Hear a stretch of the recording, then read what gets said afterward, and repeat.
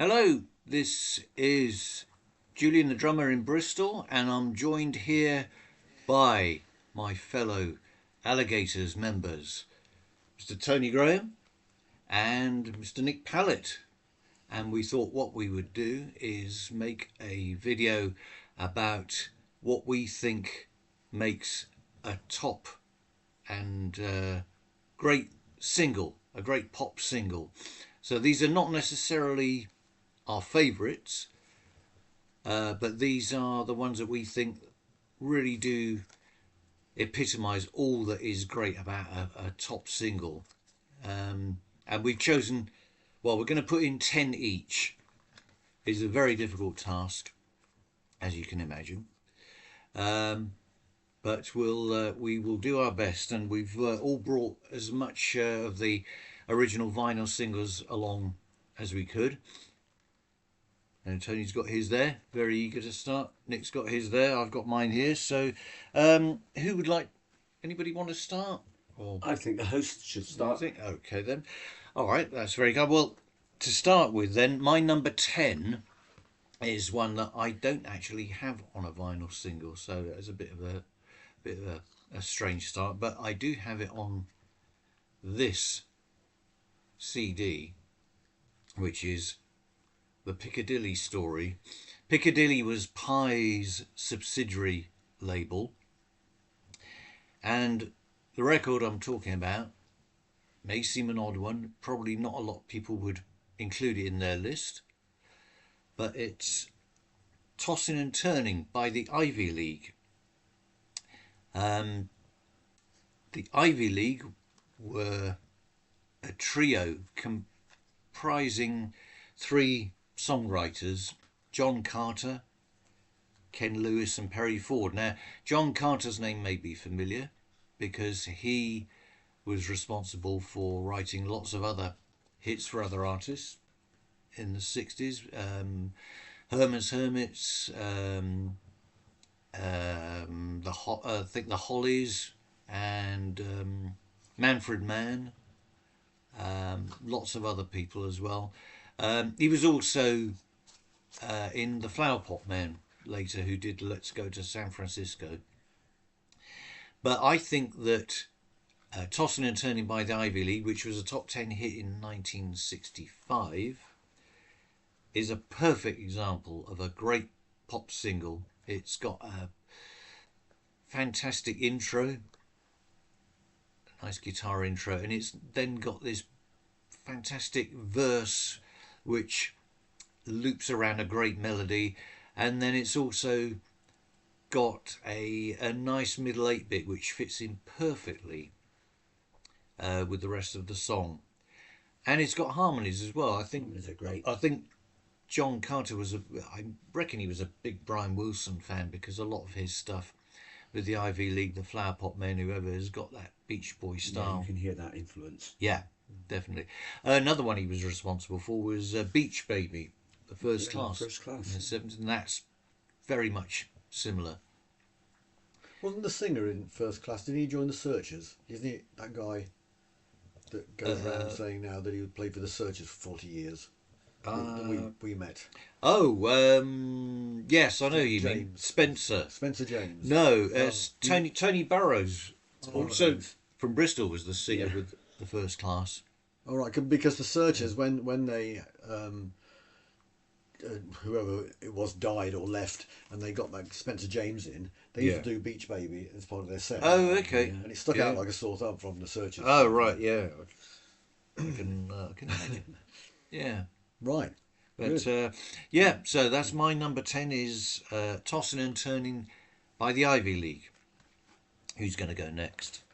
You want to start number 10? So number 10? Okay Yeah. then. Well, I found this amongst my collection. I must have had it when I was a small child, and I was learning to play the piano. And of course, everyone from my generation who was playing the piano in the sort of late 50s, early 60s, or starting to learn to play the piano, like Russ Conway. Oh, Russ Conway, or what's his real name? Winifred Atwell. Yeah, that's her. Yeah. It's something like Sanford, wasn't it? Trevor Sanford. Yeah. Another Bristolian. Exactly, I was going to say he's yeah. from Bristol. Yeah.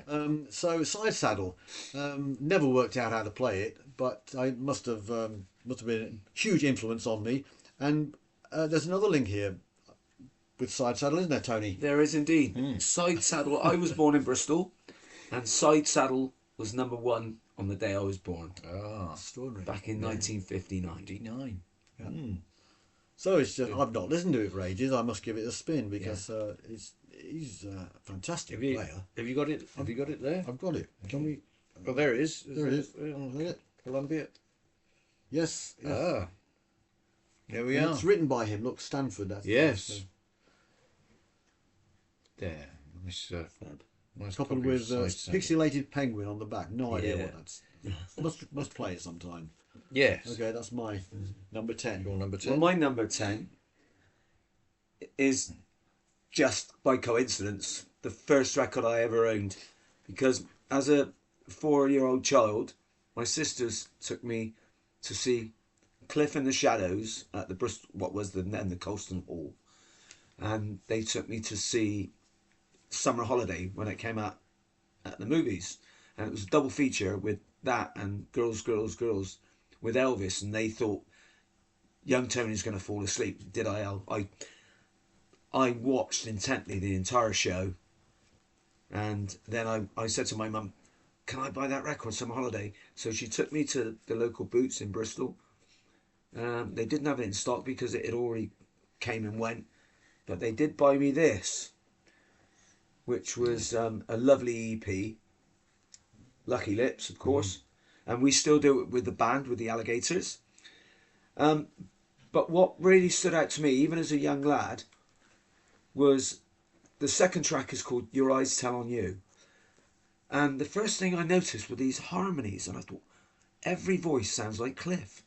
And it was the first time I ever noticed people could multi-track their voice, which has stuck with me throughout my entire music life. So yeah, number 10, Cliff's Lucky Lips, a wonderful little EP, little write-up on the back. But, What are the other tracks? the other tracks are obviously Your Eyes Tell on You. It's All in the Game, which I think the Four Tops or something did a version of that. Tommy Edwards did a version in the 50s, the original. And a song called I Wonder, which was written by Hank Marvin and Cliff Richard himself. Yeah. Nat King Cole did It's All in the Game. Nat King Cole did It's All in the Game, of course. Yeah, Great. that's my number 10. All right. Good. Excellent. All right. Well, on to number 9 then. Number 9. And number 9. This is fails. There's my list. Here we are. Well, number 9. So organised, Julian. He is organised, more organised than I am. Well, this one I have definitely got, and it's. I suppose I had to include this because it was one of the earliest singles in our house. I remember, and it's Elvis's Jailhouse Rock. And the reason I've put this in is because I love it, but also it's got a great B-side as well, Treat Me Nice. Fantastic song. Which is just as good, I think. Two great sides. They were both from, that was also in the film Jailhouse Rock. But obviously it's Elvis at his peak, I would say. 1957, 58, just before he... Sorry, let's stop that going a bit dark. Just before he went in the army. After he came out of the army, it was all a bit wishy-washy, wasn't it? A bit bland. The odd good one here and there, but this is Elvis, the rock and roller, with his voice absolutely perfect. So much energy. Yes, Yeah. and the film's good as well. I quite like the because Elvis's films are usually pretty rubbish, but this one and perhaps what was the other one? Loving You, King Creole, maybe. King Creole's good. They're okay. I think it was, with all the Elvis movies, it was just the songs that carried it, really. Yeah, Vehicle for him and his yeah, wasn't it? Yeah. that's right. Yeah. So yeah, two brilliant sides there. Wonderful. I mean, there's some other Elvis ones which nearly made it in there for me. Like, the other obvious one for me is Hound Dog with "Don't Be Cruel" on the other side. Yeah. So you got two great ones there. I think this one just about edged it for me, but on another day, who knows? But yeah, that's my number 9. Agree. Yeah. Great record. Right. Well, some of my choices are a bit personal. The first record I ever bought was for a girlfriend I was trying to woo. Farmer's You daughter. wooed her, you wooed her, yes. You wooer, you. Yeah. And I took this. It was the day it came out in 1964, and gives away my age, doesn't it? Really. And I bought Hard Day's Night, and this is not an original. In fact, it's not been out of the. It's not the first edition, so it's probably, I don't know what it's worth, but I've not owned it or played it. So I reckon don't know that what it's is. I reckon that's an That's original. an original. Yeah. Hard Day's Night, and I took it around to her, and we played it, and then we flipped it over to the B side. So I'd only heard Hard Day's Night on the radio, Yeah. and there was this song called Things We Said Today, and it was the greatest song I'd ever heard at the time. I Yeah. couldn't stop playing it, and even I still love singing it today, to this Yeah. day. So it's very personal and very special to me. Hard Day's Night, there's something like 4th single, and the B side, because they always had brilliant B sides. Oh, Yeah. amazing. Things Yeah. We Said Today. So this is my number 9. But the thing about Had to have a Beatles one. Didn't it? yeah, I guess. And Beatles, as you say, Beatles B-sides could easily have been A-sides and number 1s at that. Yeah. Yeah. Yeah. Yeah. Right. My second choice is a record that I inherited from my sisters. My sisters were a lot older than me. One's 15 years older, one's 12 years older than me. When they left home, they left me loads of their records: Billy Fury, Elvis, Cliff, Buddy Holly, you name it. Era 50s, 60s music. And this was one they left with me, and I dismissed it at the time because to my 5-6-year-old ears, it was throwaway.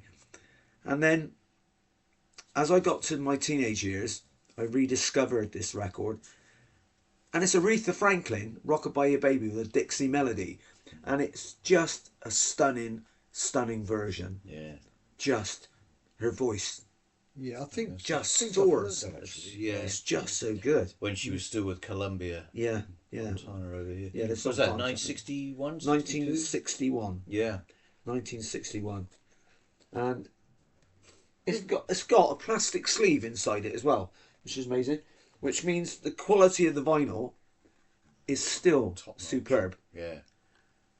Lovely. And my sisters, my mum used to say to my sisters, "Don't let Tony loose on the records because he'll wreck them. He's only a little kid." But they showed me how to look after things Little properly. did they know. So that's, It's credited to that one. But never the writers. I don't recognise the writers. No. No. But yeah, and I still love that record, and I never get bored of listening to it. Excellent. Never get bored. We want to hear it, Well, folks. We really do. Aretha's, she really had the ultimate soul voice, didn't Yeah. she? I mean, she was just magnificent. And I think that a lot of these sort of young girl singers who go on these talent shows nowadays take a leaf out of Aretha's book. Don't wail away 7 notes or however many there are on the scale. Yeah. When one will do. 12. Yeah, well that's it. And she could hold it as well. And with stuff like that, it just built. So it started off really mellow, Yeah. builds and builds and builds to a massive crescendo. Yeah. It's wonderful. Yeah, Yeah. that's my number 9. Excellent. Number 9. Number 9. All right, number 8 now then. I just have to refer to my list. What did I put as number 8? Oh, yes, here we are. Let's dig it out of here. Right, my number 8, I had to have one by this band in here. And there are so many great ones because I grew up listening to them. Largely thanks to my brother, who's a huge fan of them. And it's the Rolling Stones, and this is Honky Tonk Women. And it's from their last number 1, amazingly enough, from 1969. They had a few other big hits in the 70s, but didn't make number one again after this one. And I remember when this came out, I was torn between, because my grandmother used to visit us down in Ilfracombe in the summer holidays. And she was lovely, and she always used to offer to buy me a record. Nice. And the latest, the one that I'd heard that I really wanted was Breakaway by the Beach Boys. Beautiful. Fantastic record. And then my brother said to me, "Oh, the Stones' new one's just come out, Honky Tonk Women. You got to get that." And I was just, it was agonising. I was only 7 years old, but I just really didn't know which one to go for. In the end, I went for this. And the reason I put it in this list is because, again, it's a classic Stones rocker. It's got all the swagger on it. It's got a great feel to it. Jagger's vocals are just absolutely amazing. Just real Mick Jagger at his best. Yeah. It's got that famous riff, of course, from Keith. And it's also got a brilliant B-side. You can't always get what you want. Yes. Song. Yeah, and that became a classic, didn't it? Yeah, Oh, it's- yeah. Every And song- it's the contrast in that song. Yeah. Because you got Jagger in his best American voice. Yeah. And then you got the "You can't always get Yeah, what you the- want." Choir, yeah. The And bar- I love choir. that contrast. Yeah, it's great, isn't it? You can't. You can't always get what you want. Is that Cockney? Too Cockney, Tony. Okay. No, hang on. Mick Taylor. Mick Yeah, Taylor was responsible for that riff. it was actually. the Honky Tonk Women one. Because there's was two it? guitars on it that Yeah. both do fantastic jobs, and they're really distinct. Yeah, Speaking as a guitarist, that was his first. That was Mick Yeah. Taylor's first Mick Taylor. That's single. my favourite Stones Yeah. era when Yeah. Mick Taylor was with Yeah. the band. Definitely 68. Well, 68 to 74. Yeah. Being Brian Jones was on the Beggar's Banquet right to some yeah. extent. I don't know how. Yeah. I think he was probably not especially involved in it. Yeah. But yeah, the Mick Taylor era, I would Yeah. say, is the best Yeah. Stones era. No offense to Ronnie Wood, but No. yeah, that's the Stones at their best. That's my number 8. Okay, good. I picked a really old song that was slightly before my time. But this is Julie London, Oh. "Cry Me a River." What a record. She's a jazz singer. She was a jazz singer, and I just think this song is extraordinary. Produced Yeah. by her bloke, Oh right, Bobby Troop. Bobby Oh, Troop. As wow. we know from He is Route 66. 66, yes. Yeah. And Oh, fantastic. When did that come out? that was 1956. Recorded in Hollywood, May 1956. Wow. So I just remember the first time I heard it. I think it was a hit actually in. It made the charts in Britain in the 60s sometime, because I remember it being in the charts. I didn't realise it was such an old record. But I just think it's just one of those perfect songs. And that's Yeah. all I can say about it. Julie London. I don't think I've heard Wonderful. much she- of her. But She did things like Fly, did all the standards, Fly Me to the Moon. Oh, yeah. Which is a great version. So that's really all I've got to say about that. excellent. Brilliant.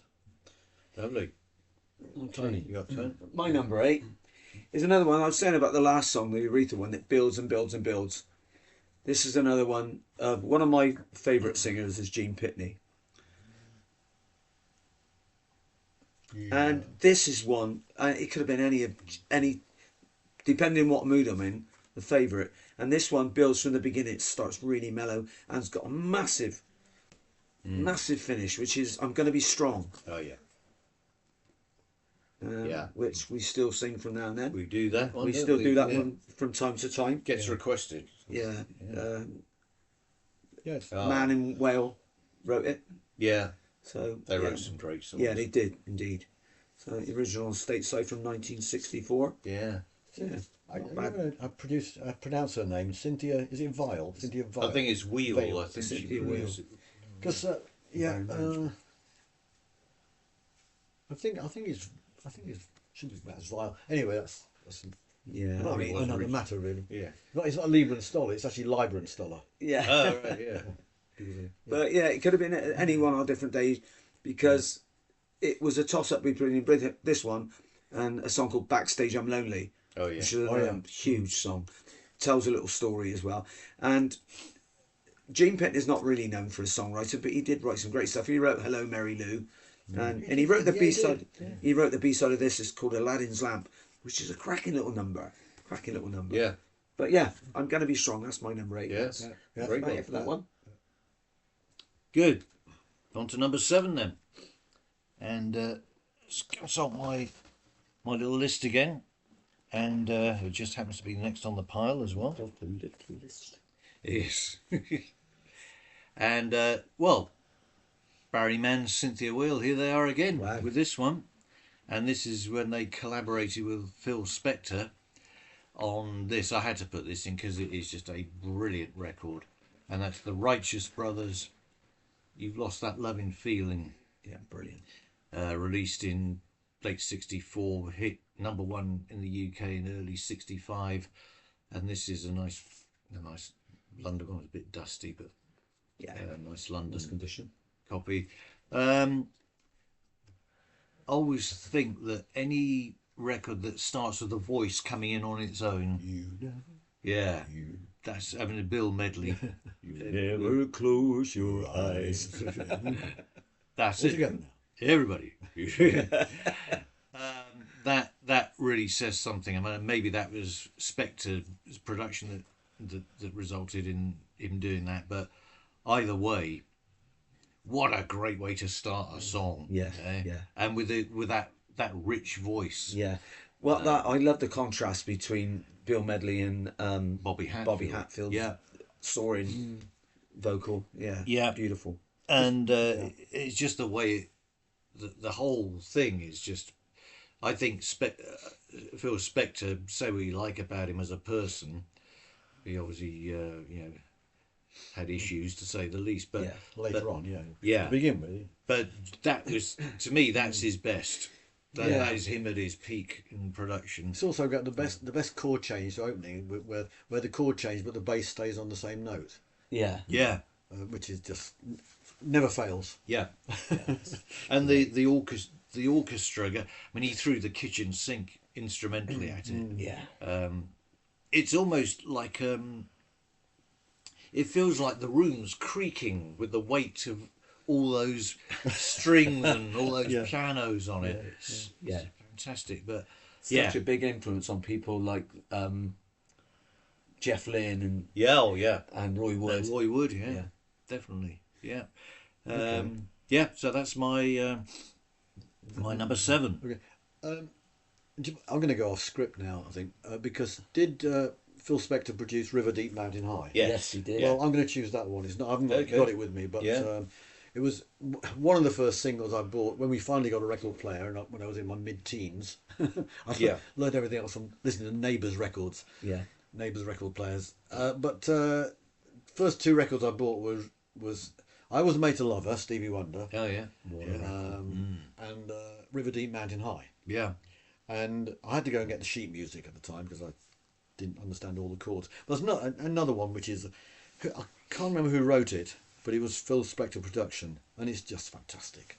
Well, River Deep Mountain. Yeah. I think was it the same, or was it Spector Barry? Was it Barry and Greenwich? River Deep Mountain High? I'm not sure. No, I'm not sure. So that choice was just off the cuff. Actually, it wasn't on my original Yeah. list. So No, that's over okay. to you. Over to you. Okay. So that's your number 7. Yeah. That's Okay. your number 7. My number 7. Yeah. Now, again, it's another band that I absolutely adore, and it could have been a different song on any given day, and it's the Beach Boys. Now, I looked at Do It Again. I love Do It Again. I love Breakaway. I love their version of Cotton Fields. It's sacrilege to say it to some people, I guess, but I like their version better than Fogerty's version. Oh, what, Cotton Fields? Yeah, Yeah. Cotton Fields. I like their version better than that. Yeah. It could have been fun. It could have been good vibrations. But this was the one that I really got switched on to the Beach Boys, and it's I Get Around. Oh, I get around. Brilliant. Yeah. Because it was so unusually constructed, wasn't it? Yeah. Nice, everything. The harmonies, Yeah. musicianship. And the B-side is tremendous. Don't Worry, Baby. Oh. Yeah. Just two amazing songs. I think it was the best song they ever did, actually. Well, maybe from God only knows, but Yeah. and it was just knockout. Who said, who was quoted as saying that God Only Knows is the best love song ever? Oh, Was There's it McCartney. McCartney, yeah. Paul McCartney said that. Yeah. But that, and I Get Around, which is was the first single out, or Surfing USA? Surfing USA, then Fun was after. Yeah. There might have been another And one. then that one. Then this one, yeah. I agree That with was you. that was the first top I 10 know. hit in Britain. I Get Around. Yeah. Yeah. And I can remember hearing it on the radio because Mum wasn't into pop music. Mum was more classical and Nat King Cole, and she was more of a Radio 2 girl back in the day. When Radio 2 played music from the 40s. There was the light programme. Yeah, I light think it was programme, known that's then. right. Yes. And, BBC. So when, so I get to hear pop programs when I get to the radio first when I was a kid, and this is 3 years before Radio 1 came out. So, and I heard this one and it just blew me away straight away. What a record! Oh, that's great. I think Yeah. and the captains, the Mistrons have had a go at that, haven't they? You got the white ring on. Oh yeah, I don't know what that was about. Yeah, but yeah, For those I who Get don't Around know. by the Beach Boys. Love it. Fantastic. Yeah, good choice. That was my. Where we are now? We're on number 6. 6. And this is another one. I don't actually have this on a vinyl single. I've got it on an LP. The vinyl single of this is very hard to get hold of now, and it's very expensive as well if you do find one. It's a rock and roll classic, but it has to go in there because again it's another example of two great sides, and it's by.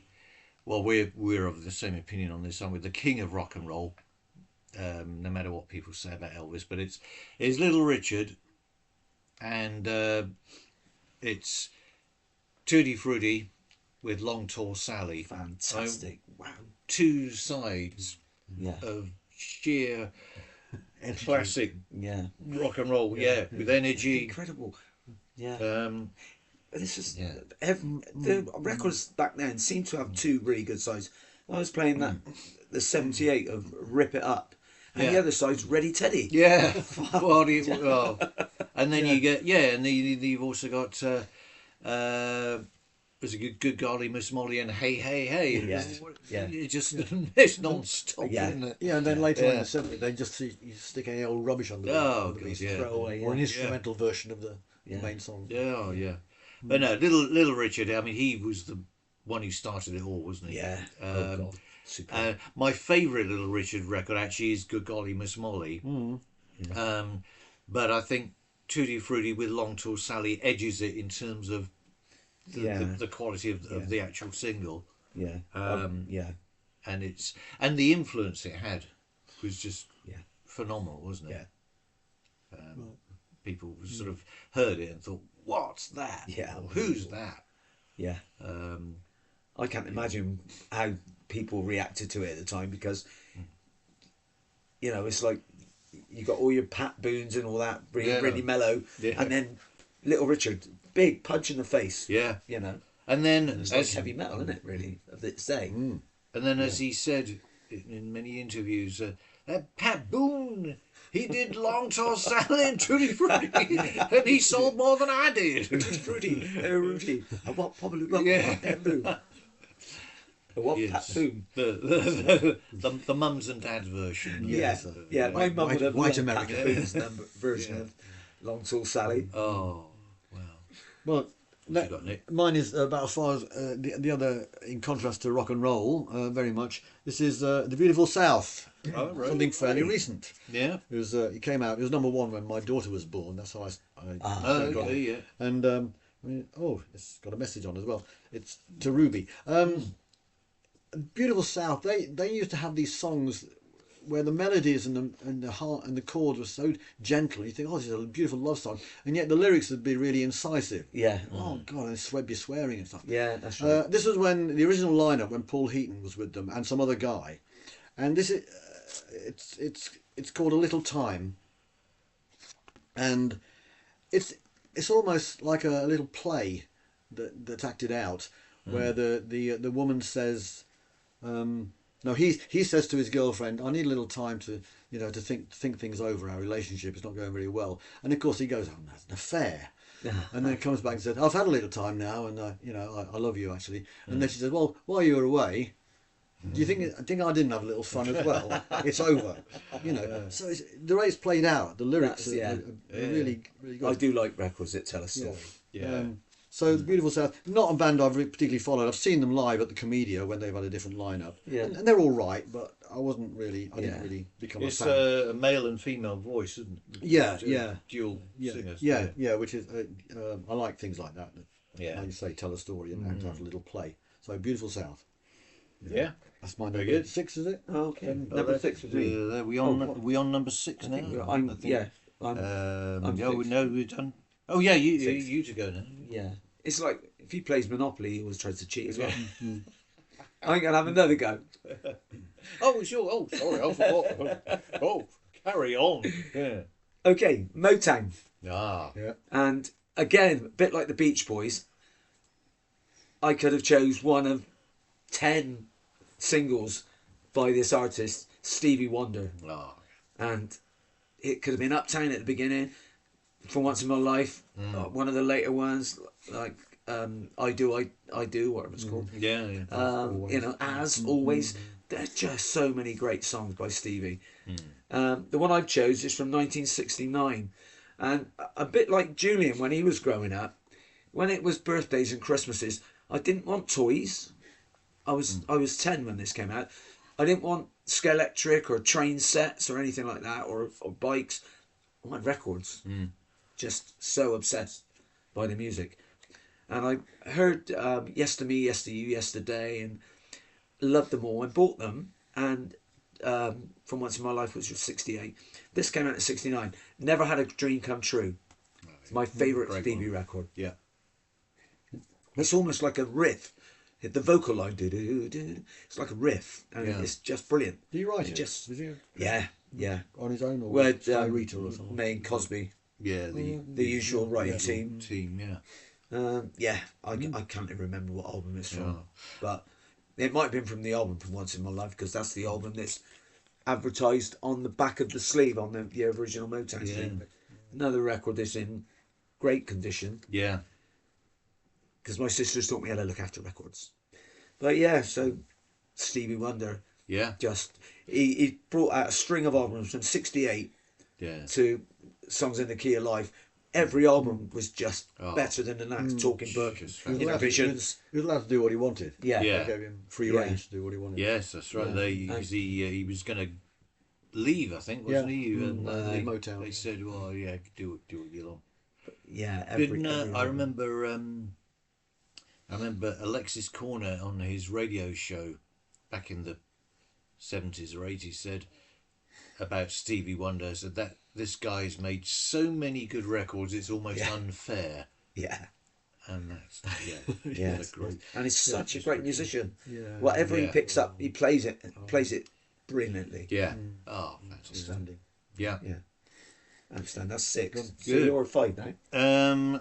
Yes, 5. Well, I had to pick a Beatles one because there are so many, as we've already said. But I've chosen Day Tripper and We Can Work It Out because again you've got What?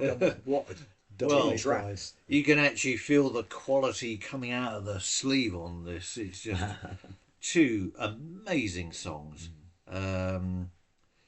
They've all been covered a lot. Yeah, Both been covered. they Yeah. certainly have. And every band does them. Yeah, Yeah, to varying degrees of quality. Perfection, yeah. But I think didn't Stevie Wonder do We Can Work It Out? Yeah. he did. I think he did. Yeah, Big keyboard intro. yeah.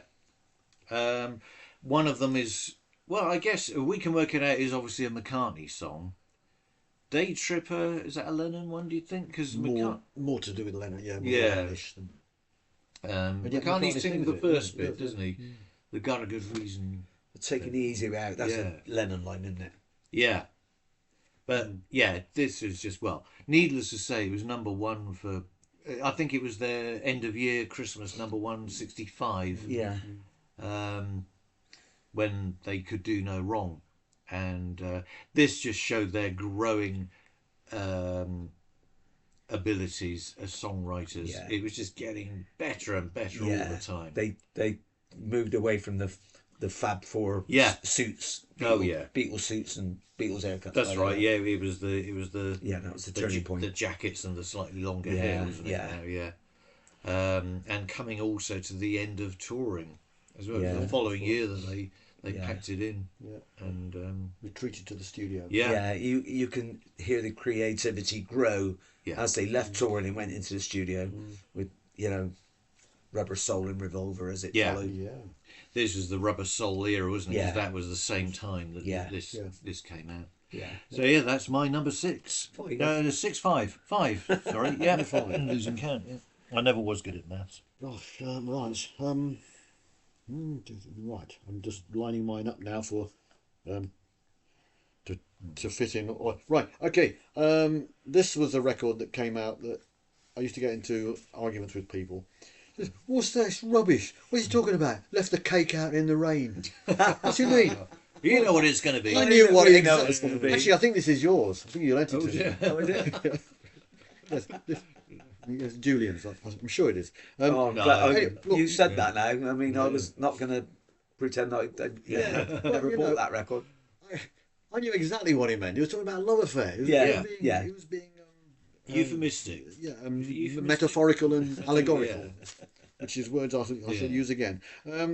So written by the great Jimmy Webb. Jimmy Webb, Yeah. and so's the B-side, Paper Chase, as well. But Richard Harris, as an actor, wasn't a great singer. They had to get some female singers in to do the last notes. Yeah. The high notes at the end. Yeah. A bit like Elvis at Las Vegas. Yeah, But anyway, it's a long one as well. It's one of the long singles. I think it comes out something like 5 minutes. Yeah, that was unheard of back then. 1968, Yeah. say MacArthur Park. Yeah. Richard Harris, written by Jimmy Webb. And thank Yeah. you for the loan. I'll let you have it back. No, I think that's not. No, I think I'm pretty sure. I I don't think that's mine either. Right, I wonder where I got it from. I then. think it could be maybe, yours. Maybe I bought it. Well, they mentioned the length of the song there. As the 68, that was the same year as Hey Jude, Right. which was yeah, 6 minutes. Yeah. 6 minutes, and the Barry Ryan thing, Eloise. Yeah, Yeah. Yes, it is long. You can tell it goes right. yeah, Tiny grooves. Tiny Groove, yeah. yeah. You have to play it. You have to turn the volume up, don't you? To Yes, get the because full the impact. sacrifice yeah. volume for. Yeah, so you have to play a bit of Madonna before you play that so you can get into the groove. No, See what I did? I'll see what we did. we see what you did. Yes. Okay. Right. I'm Tony, just what do you- pretending I know about modern music. I'm Madonna. Yeah, you. 40 years old, so that's modern Is to me. that? I've never heard of him. Anyway, this is... Well, I started playing in bands. I was 14 years old. And so I was into all the glam rock bands.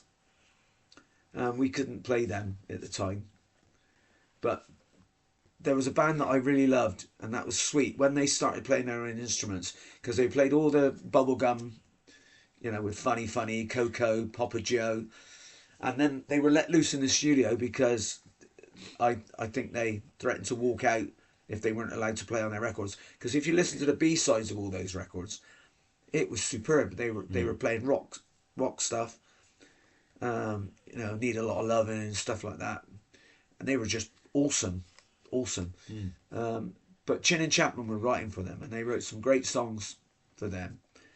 And Sweet turned down a lot of them. Dynamite that Mud had a hit with, Sweet turned that down, and that's why Mud ended up recording it.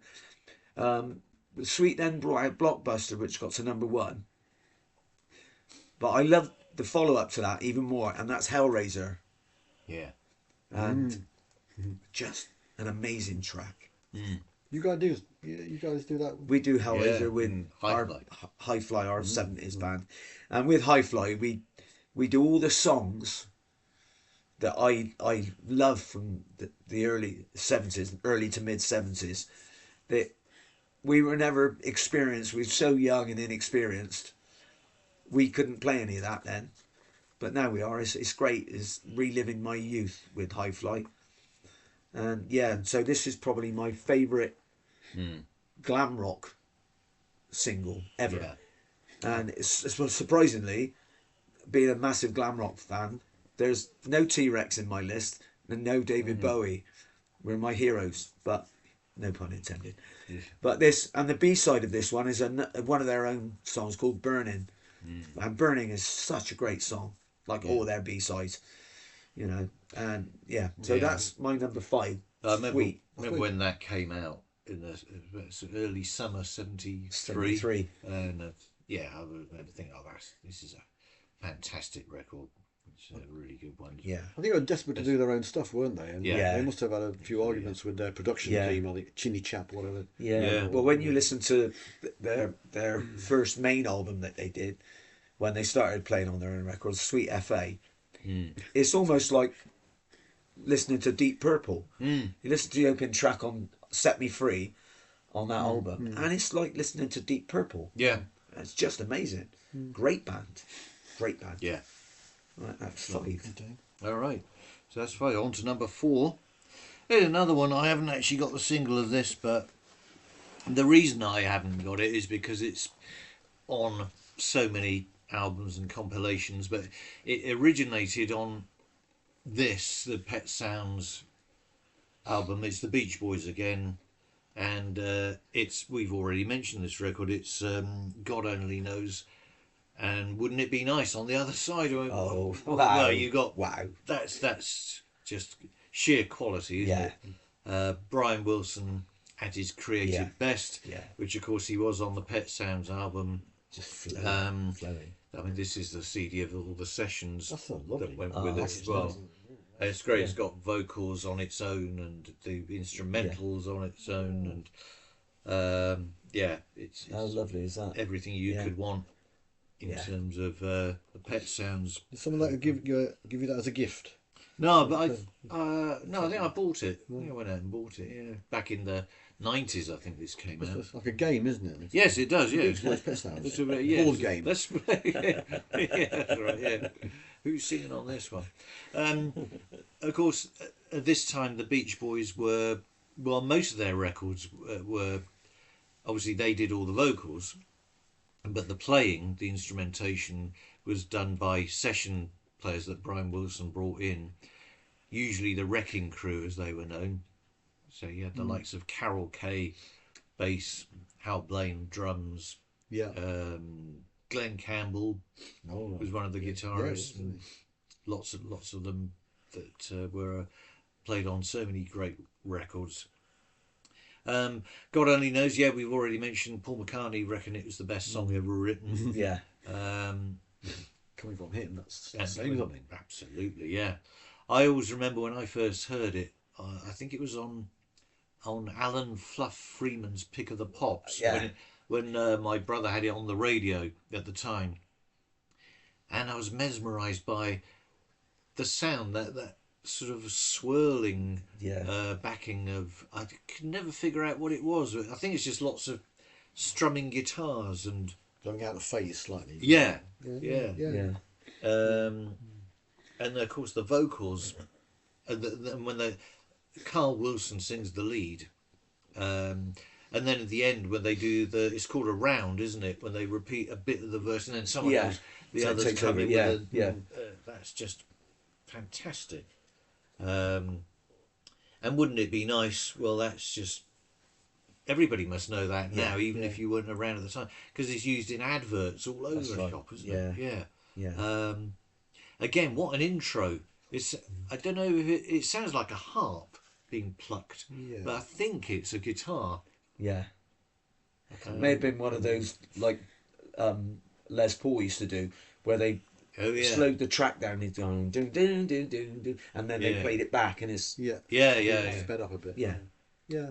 good. But yeah, and Brian Wilson production. Yeah. I think it was a guy called Tony Asher wrote the words, Oh, right. which is quite interesting because I don't know. I mean, the lyrics are fantastic. Yeah. Did Brian Wilson tell him make it something like this? I want this to be how it's what you write about, or did he just do it all off his own back? I don't know. But yeah, that's my number 4. Okay. Right. My number 4 is Ricky Lee Jones. Ah, yeah. we Who's know she? that one. What happened to her? No, but she's He's still around, she's isn't still he? around. Still gigging, yeah. But she had this single out called Chucky's in Love. Oh, what a And great it's- record. What a groove! Yeah. What a groove on that one. Yeah. Written by a guy called Chuck E. Weiss, W-I-E-I-S-S, Chuck E. Weiss, who was a big mate of Tom Waits, apparently. Oh, They right. used to hang around together. Yeah. And she was all. Ricky Lee Jones was in that particular crowd. In the music business, you get these little stables, don't you? You're talking about the Wrecking Crew. I mean, Ricky Lee Jones must have. Was a great jazz singer, and she must have been in with these kind of blues jazz people like Yeah. Tom Waits. I suppose it depends on the location in America, whether it was West Coast or New York. I can't remember. Yeah. But I just think it's I just played this. Just it's a joy to listen to. Yeah. And she's got some fantastic voice. I would love to work with a singer like that. Was she that first album of hers with that on it was quite groundbreaking, wasn't it? Yeah. It's just some Do you know that she also did a cover version of a Beatles song, going back to the Beatles again, For No One, Oh yeah. Okay. with Joe Jackson. Oh. And that's- I've heard it What once a- on the radio. Yeah. I've never managed to hear it. I must look it up. What Actually. an It's interesting combination. Yeah. Ricky Lee Jones and Joe Obviously, Jackson. when Joe Jackson went into his swing. Yeah. phase. Yeah. So Yeah. that's Ricky Lee Jones. The There you great, my favourite drummer, Steve Gadd, on that one. Right. There's that lovely little. go. No, well, no, really. Yeah. Oh, no wonder then. It's Oh, the it's gotta bit be right. where it stops at the end of that verse. So, and, is he here? Is he there? And then it just does that. Yeah. Right. So Steve Gadd. Oh, excellent. And it's ever so slightly better than one of the Spice Girls did a solo version of that one. Well, really, that's hard to believe. I can't Which remember one? which one. I can remember. Sure, they did. Oh, wow. Baby Spice, I think it was. Oh, my. Yeah. Well, I'm glad that passed Remember me hearing by. it on the radio. Yeah. Yeah. Good. Okay. So what are we on? Is this number This is 4, I think. number 4? No, Yeah. 3 in it. Well, let's just carry on. Yeah. Anyway, I heard this record and I've been a lifelong fan of the band ever since, and that's Queen. And it could have been one of so many songs. I love Now I'm Here. I love the production, the Roy Thomas Baker production on the early Queen albums is just out of this world.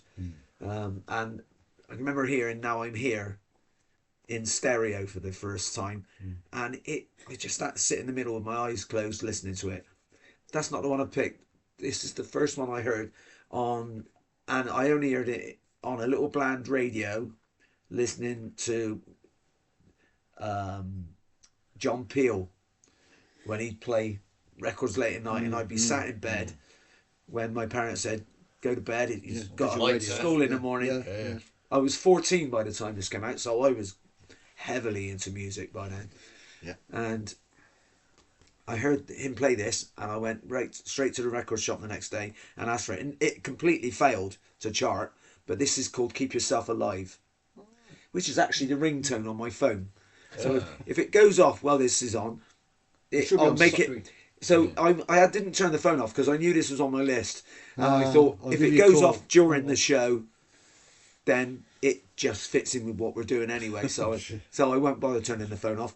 But yeah, "Keep Yourself Alive" by Queen. It's one of Brian May's rockers. The B-side on here, "Son and Daughter," is another rocker. This was on the first Queen album. It was the first track, so it just kicks in with Brian May firing his guitar, and it's just brilliant. Was that 73? 73 that was, and then the follow-up was a minor hit, which was Seven Seas of Rye, which starts off with Freddie on the piano, and those first two singles just showcased both their playing abilities. Yeah. Forget Freddie's singing and Roger and Brian's vocals. harmonies, because that was exceptional. But it was the production on the Queen stuff that really made it. They are great songs, but added to Roy Thomas Baker's production, just phenomenal. Just phenomenal. I think it's quite a collectible single now, that one. Is isn't it? Yeah. Because it was their first and it wasn't a hit. Yeah, yeah. Seven Seas of Rye I thought was a great one. Oh, to superb. follow up Yeah, to. yeah, Yeah. yeah. But Yeah. yeah, brilliant. Good. So that's that one. All right. We're into the top three now. Yeah. Well, my number three is the Beach Boys again. I'm sorry, Yeah. I could not That's all right. do without this in there. Oh, and you know what? I completely go with that, because I could have Yeah. done my top 10, and they could have all been Beatles or Yeah. Beach Boys or Stones. So I get that. Yeah. Well, I was thinking I didn't really want to have more than one by the same artist in Same, there, but yeah. I thought, no, I can't leave these out because they are so good. And so this is Good Vibrations.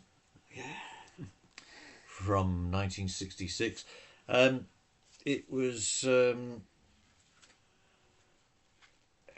one of those. I think the original idea was to have it on the then ill-fated Smile album, and it is, if you get that now, when they finally put it out, there is a version of this on there. It's not this single version; it's Yeah. another one. Yeah. And I think Brian Wilson, he took something like 6 months to record this, Yeah.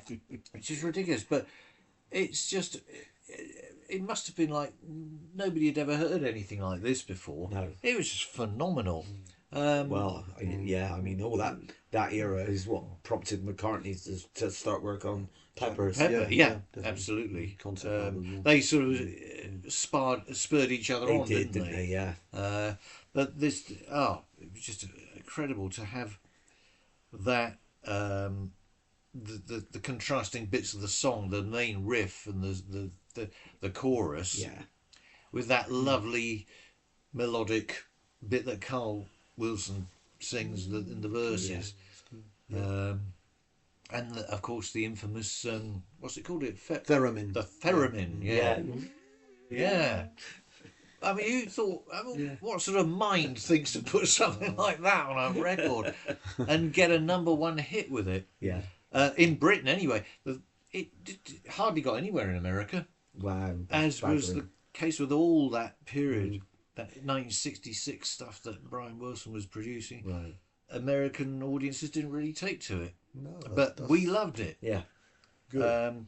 It's Well, got Britain another, was leading the way then in the mid '60s. Let's face it. yeah, I Musically. think so. There's another good B-side, Wendy, Oh wow. Which yeah, was- lovely ballad. recorded a couple of years earlier, and I guess Capitol threw it on there as a B-side, but it's still a brilliant It's song. not a throwaway by any It's stretch not, of the no, imagination. definitely not, no.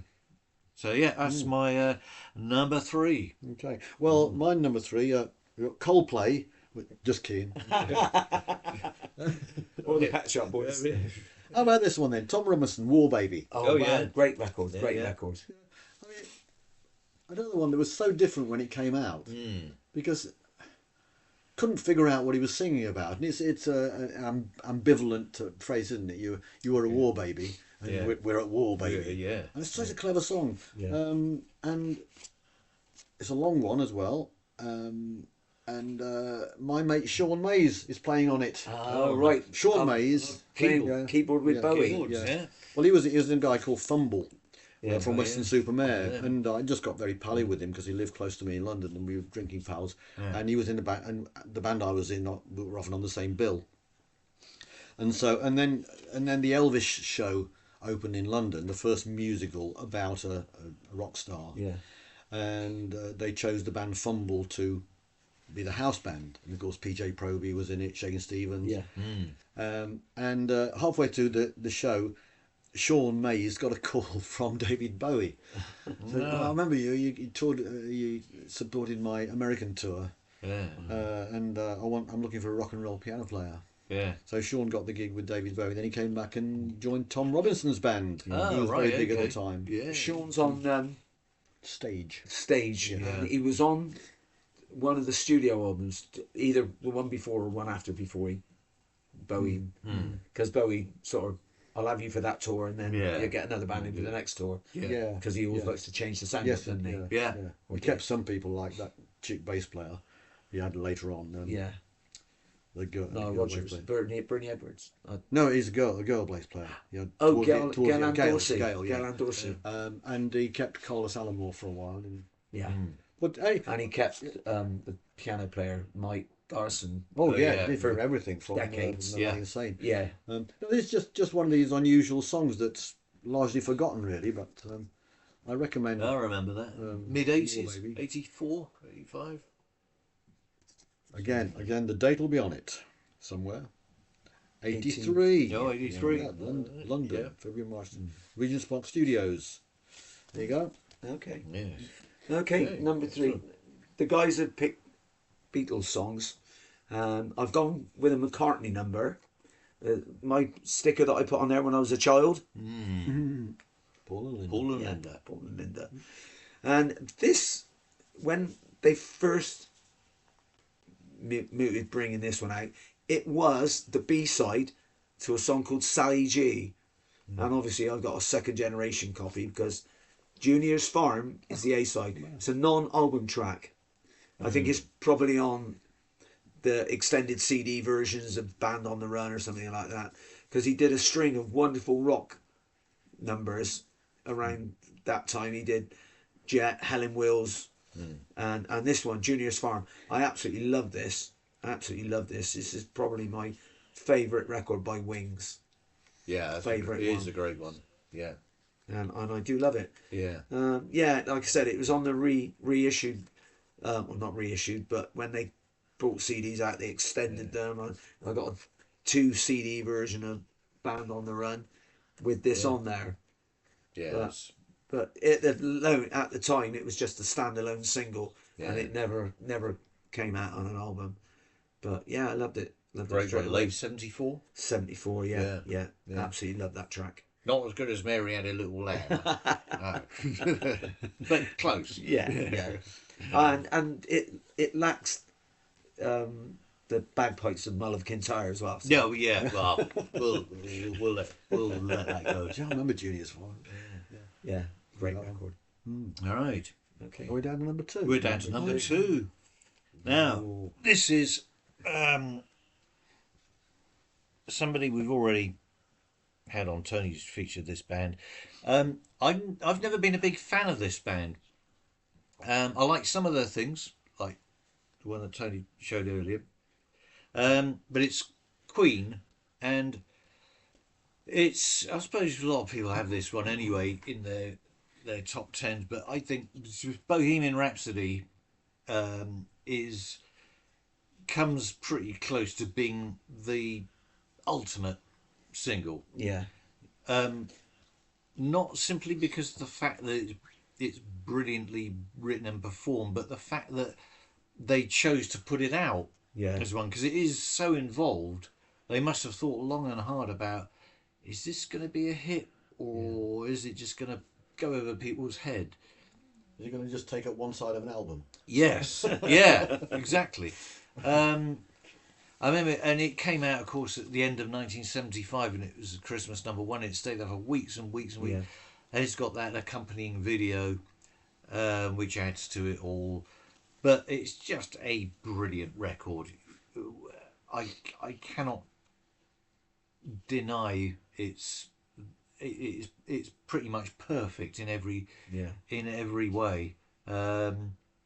Instrumentation, vocals, lyrics, and the way Freddie Mercury was just performs it, and just says. I think when they were making it, didn't he? That he played them the basics of it, and the other said, "Oh, okay, well that's fairly straightforward." And he said, "Oh no, we've got the opera bit now." I said, "What?" That's right. Yeah. I think. And everybody knows that bit as well. Yeah, I think Roger Taylor was the most vocal in not wanting that. Was he? And yeah, Yeah. but Freddie insisted, and of course he was Yeah. right. Yeah. He was right. And there are a lot in that album itself. There are so many different styles. Yeah. The whole album of Night in the Opera. Yeah. There's the heavy rock at the beginning with Death on Two Legs, and then you've got the very, like McCartney always did his Honey Pie and all this sort of stuff. Yeah. Like the vaudeville sort of stuff. Yeah. And they And then did why that don't with you do it in the road? yeah, Yeah. that's right. Yeah. But, and then there's the Seaside Rendezvous, which is very Charleston-y. Yeah. And then you got the Prophet Song, which is just out and out prog. Yeah. It's just from a great Well, album. I was torn between that and Good Vibrations as to which would be 2 and 3. And if we Right. did this on next week, I'd probably swap them round. Yeah, Because they're both as good as each other. yeah, absolutely. In terms amazing. Well, Yeah. yeah, I absolutely agree. A fantastic record, landmark record. Yeah. However, this meeting is getting too kind of in accord, and I think we should have a little bit of controversy and disagreement. go on Because then. it's getting too cosy. This is Yeah, all right not then. too cockney, too Well, cosy. we're a bit bunched up here, aren't we? Yeah. Yeah, so That's weird. I'm sure. So I'm going to go off script again. Yeah, you're I'm number 2? Yeah, I'm going to make you sick. Okay. All right then. When I say that Bohemian Rhapsody, lots of brilliant ideas, so well played, Yeah. cobbled together. Cobbled together. It makes no sense to me whatsoever. No. Right, you'll hate this, but it's got to be said. Right, when I was a little folky in 71, Yeah. running a folk club and being an aspiring singer-songwriter, this record came out by Don McLean called American Pie, and I was absolutely amazed by it because I bought the single. And it was really long. It was a long record, 7 minutes or something. And you put side one, and it faded out in the chorus. Then you flipped it over, and you played the rest of it. You see. Yeah. And I'm sorry, I know you don't like it, but it tells a story, and the story to me was obvious. People say, "What's it about? Who was the king?" It was about Buddy Holly. Yeah. Yeah. With reference to day of music the died. scriptures to Yeah. Jesus Christ and all that. Yeah. Brilliant. I'm not at all religious, as you know, but it was so clever the way this record. I'm not religious, started. thank God. Just in case. But it's the story of Buddy Holly and the death, and I knew immediately the king was Elvis and the jester was Bob Dylan and the quartet were the Beatles, Yeah. blah blah blah, and the 3 men I admire the most, God, Son, and Holy Ghost, were the Crickets. You see, and I thought this was fantastic. I learnt every word off by heart. It did so well for me because I got so many gigs just auditioning. It was, you go around the pub and say, I'm a singer-songwriter, can I do a gig? And for my audition, I do American Pie. And right, what dates you got free? Extraordinary. Wow. So I'm a great fan of. I hate it now Yeah. because I've sang it so many times, and I could probably sing all the verses again. Well, It probably falls. I suppose it falls into the Johnny B. Good, All Right Now, Hotel Yeah. California bracket has been Yeah. done to death. Done to death. Yeah. Sweet Caroline, all that. Yeah. But I'm afraid American Pie has to not go into my room 101. Whatever's the opposite of that. Yeah, okay. Because I still rate it and still revere it. Yeah. That's fair Well, enough. Well, I'm the same with American Bohemian Rhapsody. Yeah. If I never heard it again, it'd be too soon. Yeah. Because, Yeah. But I I don't think I've ever played that. it's just, it's Hear it. phenomenal. Yeah. It's just that I've heard it so many times. Yeah. But yeah. Yeah. There you go. Okay, number 2. Okay. Yes. Are we friends again? It's a band that, again, listening to John Peel late at night. It's early 1975, and I'm led in bed with the headphones on. And I don't know what he did. He used to go off for a coffee or a sleep or something and play a whole side of an album. Yeah. And he said it's a side of a new album by a band called Bebop Deluxe, and he played the first side. The whole first side is almost like a concept album of Sunburst Finish. And as soon as I heard it, I went out the next day and ordered it from a record shop. But then when I was there, I asked the guy to look up in his recorded records that he used to go to carry, and he'd looked through his list and, oh yeah, we can get that for you. And I said, have they done anything else before that? He said, this is their third album, and I didn't know that. But he said they brought a single out last year, and it was this one. It's called Made in Heaven, which is a really short, sharp shock of rock, and it's superb. Really great. Bill Nelson is just one of the best guitarists I've ever heard. Yeah, and again, it was produced by Roy Thomas Baker. Oh yeah, That produced the Queen stuff. 75. 75 Yeah, that was. I remember. And this came out on an album called Futurama, which was their second album. And of course, as soon as I bought Sunburst finished, and I thought, right, I'm going to get the other ones now. And it was just exactly what I did. And by this time, I was working paper rounds and stacking shelves in a shop just to earn some money when I wasn't going to school. So I'd go off on every morning before school. I'd do a paper round, do one when I come home from school. Then Saturday morning, I'd be in the local co-op working, stacking shelves, and just to make enough money to buy records. Yeah. You know? Yeah. The kids these days, they don't know their Don't ball. know their ball. Yeah. But yeah, so Made in Heaven by Bebop Deluxe. Just Excellent. a great record. And we have been known to sing and play that a few times with High Fly, the 70s band. Yeah. That's my number 2. Yeah, excellent. Usually I find looking in boxes of singles nowadays, anything on the Harvest, you have a close look at it, because Yeah. the chances are it's going to be a quality one. Yeah, Like certain labels are like that, aren't they? yeah. Right, well, number 1 time. This was difficult. Again, it could have been something else, but I had to in the end, if I can find it. What have I done with it? Oh, there it is. It's the Beatles again, I'm afraid. Well, that's I'm not. fine. I'm No. not afraid. No, I'm not Nah, afraid. no, we all love the Beatles. This is their ultimate single, I think. It's Strawberry Fields Forever and Penny Lane. Yeah. Well, I got it with the pitch sleeve. what could you have? Oh, that's a good one. One side's pure Lennon, one side's pure McCartney. Yeah, Yeah. absolutely. And you've got psychedelia on one side, and you've got melodic pop on the other side. But it's just two fantastic sides. Ironically, it didn't get to number 1. It stuck at number 2 because it was held off by Engelbert. yes, the wonderful Release Me. was it? Release Me. Not wonderful. I got an interesting story about that because early 1967, I was staying with my grandmother and my aunt and uncle in Bristol, and one day my eldest cousin said, "Oh, do you want to come with me down to town to the shops? We're gonna." One of the things we're going to do is her mum, my auntie, she wanted this record called Release Me by Engelbert Humperdinck. And I thought, God, what a silly name. Never heard Because of it was it. easier to spell than Jerry Dorsey. Yeah, of course. Yeah. And so we went downtown and bought this record, took it back home. My auntie was delighted with it, put it on the record player. Oh, God. As Basil Brush would have said at the time, oh, dear, oh dear. And I found out later that was the record that kept this one I know. from number 1. The British record buying public, Yeah. What does They number love- one mean anyway? they love Yeah. these novelty hits. Oh, it was. Well, it wasn't novel. It No, was, it wasn't. just a sort of dreary ballad, wasn't it? Yeah. Yeah. The British record Oh, buying dear. public.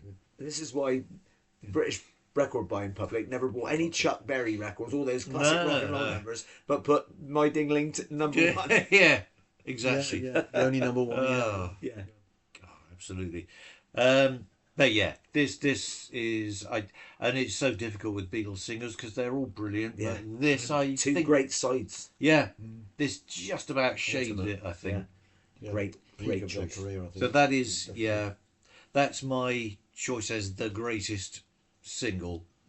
But like I say, maybe next week it might change. Well, we're all in agreement again, thank goodness. Yeah. I did have another thought this morning as I was looking for something to wear, and I thought, oh, what was the song? What was the song from this? Good morning, Vietnam. Oh yeah. That they played. James Brown. I feel I Feel good. Oh I yeah, yeah. feel good. Another like Jailhouse Rock, just Yeah. so much energy. Yeah. And that would be a pick. but I've chosen this one as my number one. It's Ian Dury and the Blockheads. Hit me with your rhythm stick. Oh, yeah. Not only for that, but for the B-side. Oh, they enough With be his some clever bastards. This is Oh, yes. look. They're all named. They're all named on the.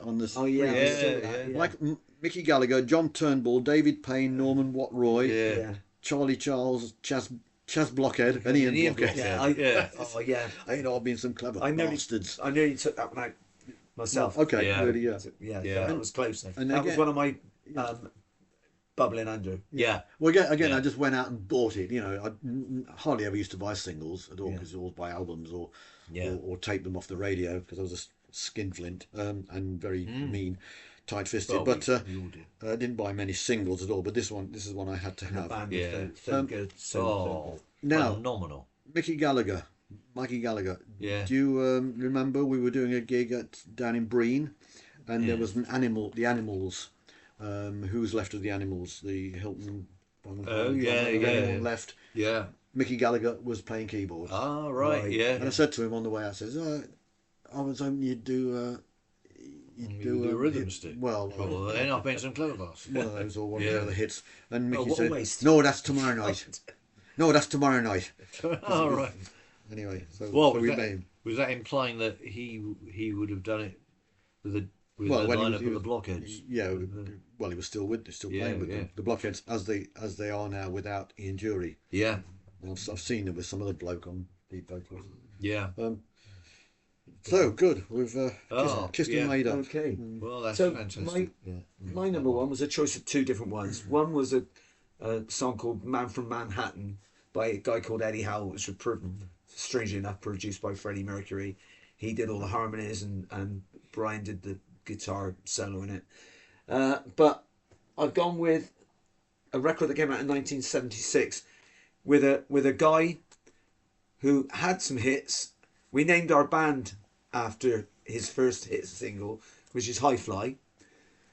And he's a singer, guitarist, piano player, you name it, he plays it. And he also toured as the guitarist with Tina Turner on the Best tour and whatever that album's called. Foreign Affair, he was on that tour with Tina Turner. He's toured with Michael Bolton and people like that as well. This was his third hit single, following High Fly and following Music. The guy's name is John Miles, and this was a great single called Slow Down, and it showcased his ability as a guitarist, as a keyboard player, because he plays both solos, and it's just a phenomenal record. Have you ever heard it? No, I don't. Just I'm not out of this familiar with world. this one. No. So, and I was surprised it didn't get anywhere near as high as High Fly or Music.